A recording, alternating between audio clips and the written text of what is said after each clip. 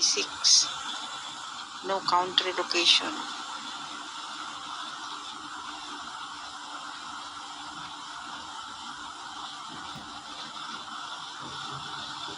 So mag-ingat guys, hindi ito si Susan yung boyfriend girlfriend ni Rene. Iba ito, fake ito. Na-hack yung account ni Susan. Yan. Bagong account lang guys. Sigurado itong mga itim ito.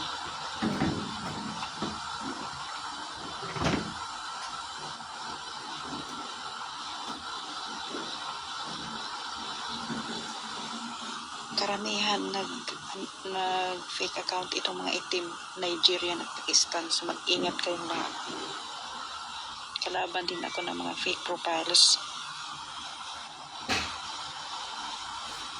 So ganito lang ang pag-report nito.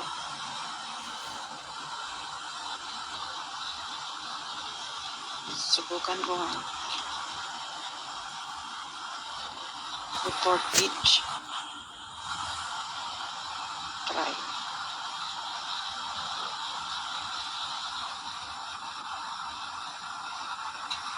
Wala kasi impersonating dito eh.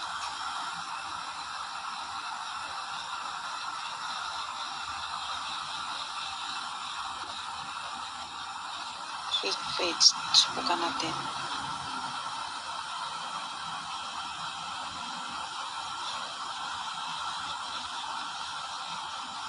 Subukan natin itong as a celebrity. Search URL.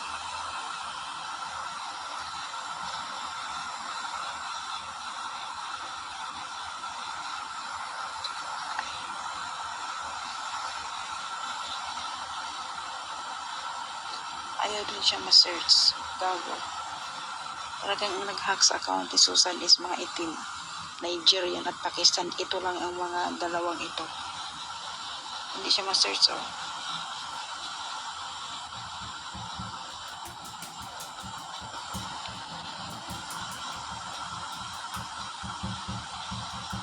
Friend. Kaso lang hindi ko ito friend eh.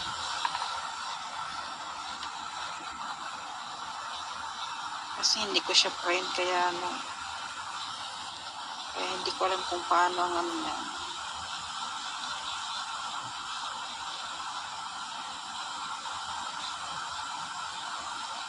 Ay dito na lang. Fake page. Tignan natin. I-update ko kayong lahat kung anong mangyayari dito. Block mo na.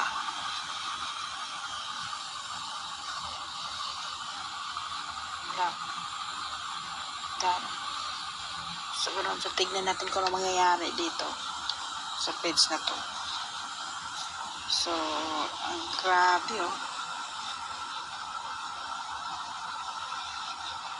Ang dami pa nilang nag-follow. Kala si Susan yung pala fake.